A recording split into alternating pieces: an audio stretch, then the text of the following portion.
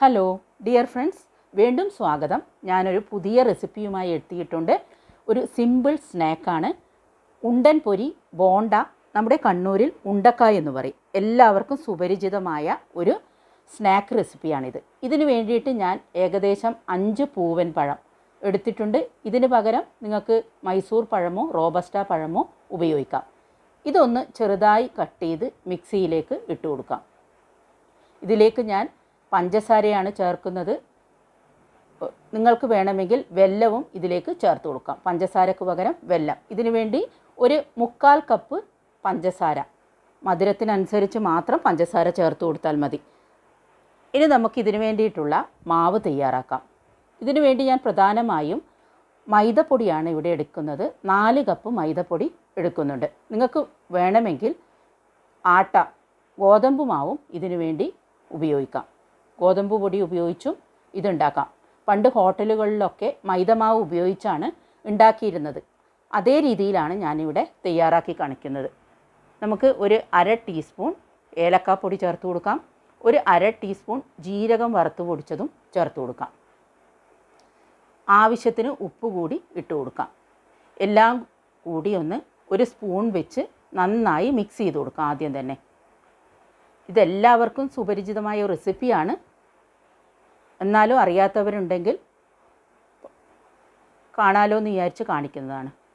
ഇതിലേക്ക് നമ്മൾ നേരത്തെ അടിച്ചു വെച്ചിരിക്കുന്ന പഴത്തിൻ്റെ മിക്സ് കൂടി ആഡ് ചെയ്ത് ഒന്നുകൂടി നന്നായി സ്പൂൺ വെച്ച് മിക്സ് ചെയ്യാം. ഇതിലേക്ക് ബേക്കിംഗ് സോഡ ഒരു നുള്ള് 1/2 ടീസ്പൂൺ ബേക്കിംഗ് സോഡ കൂടി ചേർത്ത് കൊടുക്കുന്നുണ്ട്. മാവ് ഒന്ന് പൊങ്ങി കിട്ടാനാണ് ഇത് ചേർത്ത് കൊടുക്കുന്നത്. ഇത് തികച്ചും ഓപ്ഷനിലാണ്. ഇത് ചേർത്തില്ലെങ്കിൽ മാവ് പൊങ്ങിക്കിട്ടും. നമുക്കിനി കൈ കൊണ്ട് നന്നായി ഇതൊന്ന് മിക്സ് ചെയ്തെടുക്കാം. നല്ലവണ്ണം കുഴച്ചെടുക്കണം. കുഴയിലാണ് ഇതിൻ്റെ സ്വാദിരിക്കുന്നത്. നന്നായി കുഴച്ച് സോഫ്റ്റ് പരുവത്തിലാക്കിയെടുക്കണം. ആവശ്യമായ വെള്ളം ഇതിനിടയിൽ ചേർത്ത് കൊടുക്കണം. അധികം ലൂസാവാനും പാടില്ല, അധികം തിക്കാവാനും പാടില്ല. ഒരു 1/2 കപ്പ് വെള്ളത്തോളം ഇതിലേക്ക് നമ്മൾ പിന്നെ ചേർത്ത് കൊടുക്കുന്നുണ്ട്. കൈകൊണ്ട് തന്നെ നന്നായി കുഴച്ചെടുക്കണം.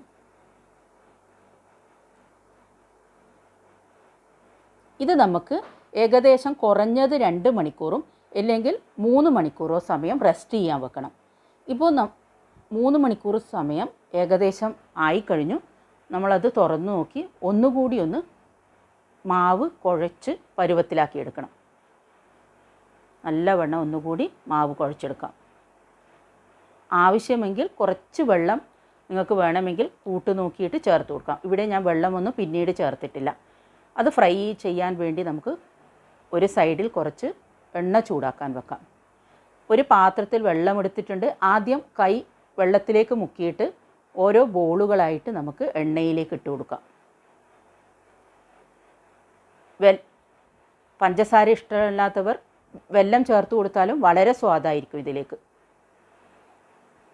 നിങ്ങൾക്ക് വേണമെങ്കിൽ മൈദപ്പൊടിയുടെ കൂടെ 3 കപ്പ് മൈദപ്പൊടിയും 1 കപ്പ് റവയും ഇതിലേക്ക് ചേർത്ത് കൊടുക്കാവുന്നതാണ്. ഞാനിവിടെ തനി നാടൻ സ്റ്റൈലിലാണ് ഈ ഉണ്ടൻ പൊരി ഉണ്ടാക്കി കാണിക്കുന്നത്. മിക്കവർക്കും ഇതറിയുന്നതായിരിക്കും. എന്നാലും അറിയാത്തവർ ട്രൈ ചെയ്യുന്നുണ്ടെങ്കിൽ ആയിക്കോട്ടെ.